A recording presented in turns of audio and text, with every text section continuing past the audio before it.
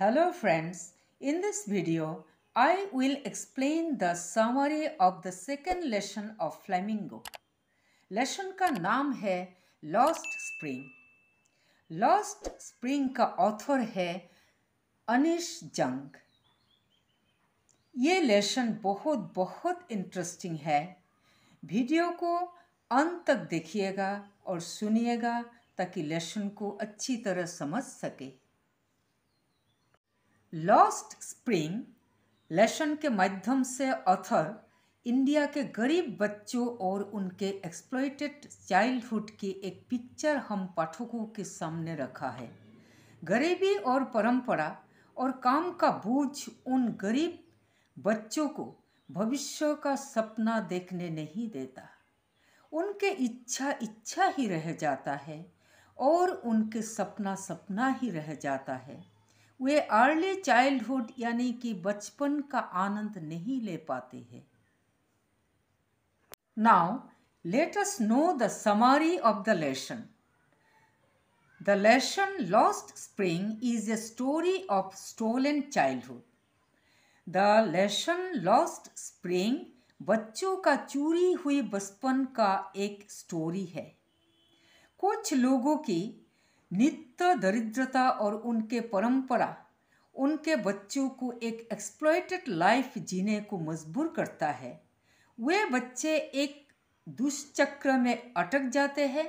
गरीबी उन छोटे छोटे बच्चों को मोस्ट इनह्यूमन कंडीशंस यानी कि सबसे अमानवीय स्थिति में काम करने के लिए मजबूर करता है और उसी तरह बचपन की मस्ती को खोना पड़ता है। इसलिए ऑथर इस स्टोरी का नाम रखा है lost spring. Lost means miss करना और स्प्रिंग मीन्स चाइल्डहुड। तो बच्चों को अपने बचपन क्यों खोना पड़ता है?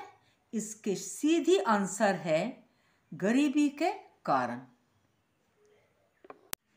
इन the story the author Anish Jung had interactions with children from deprived backgrounds. He has described two stories in the lesson. Both the stories depict grinding poverty, pitiable living conditions and other traditions. Author को deprived background के कुछ बच्चों से interaction हुआ था।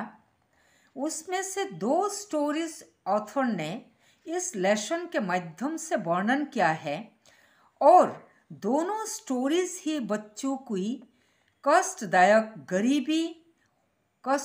गरीबी means grinding poverty, उनके दयनीय जीवन पिटिएबल लिविंग कंडीशंस और उनके फैमिली ट्रेडिशंस को इशारा करता है और यही चीज़ों के लिए उन्हें एक एक्सप्लॉइटेड जीवन जीना पड़ता है। Point 3.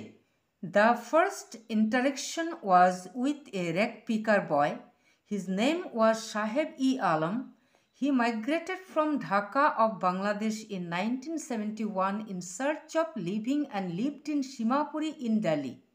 In the big city, he was looking for gold. Author का फर्स्ट इंटरेक्शन हुआ था एक रैग पिकर बॉय के साथ जिसका नाम था साहेब-ई-आलम। रैग पिकर मीन्स कूड़ा उठाने वाला जो कचरा में से वेस्ट मटेरियल को कलेक्ट करके बेचते हैं।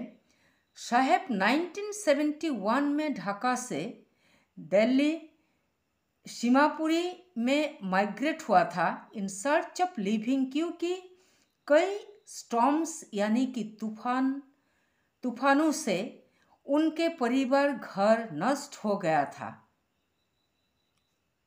स्टॉर्म मीन्स डेली लाइफ में उन्हें सोशियली, इकोनॉमिकली एंड पॉलिटिकली अशांति का सामना करना पड़ता था। बच्चे कचरे के ढेर में ऐसी चीज़ों की तलाश में थे जो उनके अधूरे सपनों को पूरा कर सके और वो था gold, which means earning living. In the big city, he was looking for gold. Here gold means earning livings. इसलिए सीमापुरी में आकर वे कूड़ा बेचकर मुश्किल से अपने लिए कुछ खाने का व्यवस्था करता था।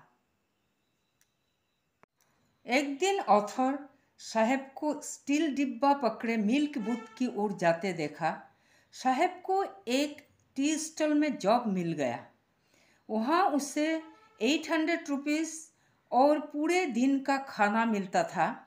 ऑथर ने देखा साहेब अपने आप पर मालिक होने का आनंद और स्वतंत्रता खो दिया जितना उसे कूड़ा उठाने में मिलता था। Point 4. The second interaction was with Mukesh. But Mukesh was different than that of Saheb. He had a big dream to become a motor mechanic. Mukesh was a boy who belonged to a family of bangle makers in Firozabad.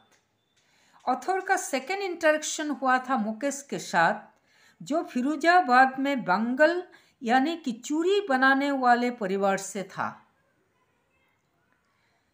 उसी सड़क में चलते चलते मुकेश का सपना था motor mechanic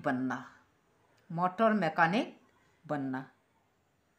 चूड़ी बनाना उन लोगों का ट्रेडिशन था। फिरोजाबाद ग्लास ब्लोइंग इंडस्ट्री के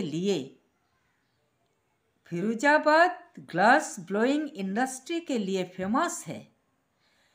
ग्लास भट्टी में करीब 20,000 बच्चे हाई टेम्परेचर में काम करते थे। थोड़ा पैसा कमाने के लिए उन लोग अपना सेहत का भी ध्यान नहीं रखते थे। बच्चे गंदा रूम में रहते थे जहाँ कोई एयर और लाइट नहीं थे। अब वे लोग इस प्रॉब्लम का सॉल्यूशन कैसे निकाले, इस फंदे से वे लोग कैसे बाहर आए, ये एक बहुत बड़ा क्वेश्चन था। The children were forced to work from an early age. They were not given any opportunity to think about their dream. इधर गरीबी और ट्रेडिशन बचपन से ही उन्हें ऐसा काम करने के लिए मजबूर किया, और उधर वे लोग पुलिस, साहूकार और पॉलिटिशियंस के डर से कुछ और सपना देखने का हिम्मत नहीं करते। इसलिए ही जब ऑथर मुकेश को पूछा कि वो एरोप्लेन चलाने का सपना नहीं देखते, तब मुकेश के मुंह से एक भी वर्ड निकला नहीं। वो साइलेंट हो गया।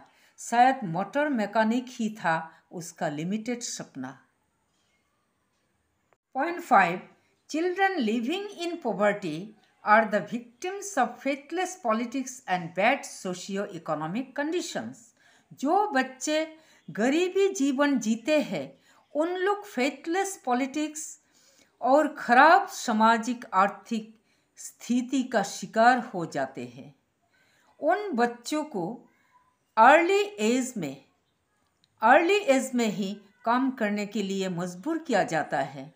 वो बच्चे और उनके परिवार सरकार की हिलता जुलता राजनीति के विरुद्ध कई आवाज़ उठाने की हिम्मत नहीं कर पाता, और खराब सोशियो इकोनॉमिक कंडीशंस के लिए उन्हें काम करना ही पड़ता है।